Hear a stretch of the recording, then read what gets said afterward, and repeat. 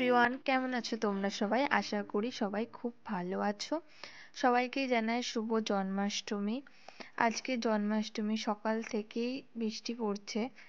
আর আজকে আমারও জন্মদিন, 26শে আগস্ট।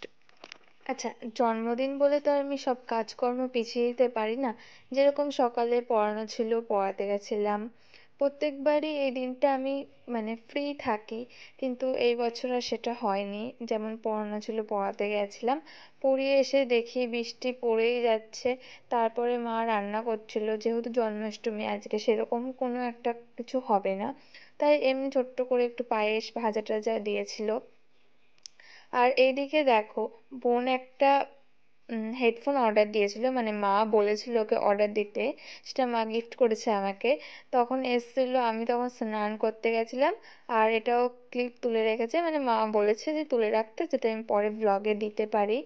আর হেডফোন, এখন ওয়াচ এসব আসলে তখন ডেলিভারি বয়রাই ওপেন করে দেয়, কারণ হচ্ছে এটা খারাপ থাকলে কিংবা ড্যামেজ থাকলে ওরা তখনই রিটার্ন করার অপশন করে দেয়।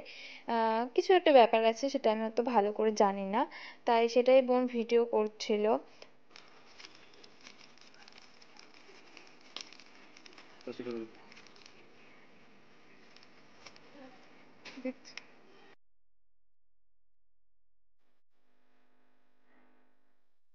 আচ্ছা, তোমাদেরকে তো বললামই, যেহেতু জন্মাষ্টমী সেহেতু মা বেশি কিছু করেনি, তাই হচ্ছে ছোট্ট করে এগুলো করেছিল। ও হ্যাঁ, আর মাছটা দিয়েছে, যেহেতু আজকে 26 তারিখ রাত 12টার সময় যেহেতু পুজো, তাই আজকের দিনটা আঁশ খাওয়া খাওয়া যাবে।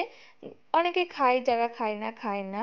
কিন্তু আমাদের তো কালকে পুজো, আমাদেরও গোপাল আছে, কিন্তু আজকে রাত 12টার সময় যেহেতু পুজো, সেহেতু যেহেতু আমি তো পুজোটা দেবো না, তাই হচ্ছে মারা হচ্ছে নিরামিষ খেয়েছিল। আর আমাকে ইলিশ মাছ আমাকে আর বোনকে করে দিয়েছিল। দেখো, এই ছোট্ট করে একটু আয়োজন করেছিল।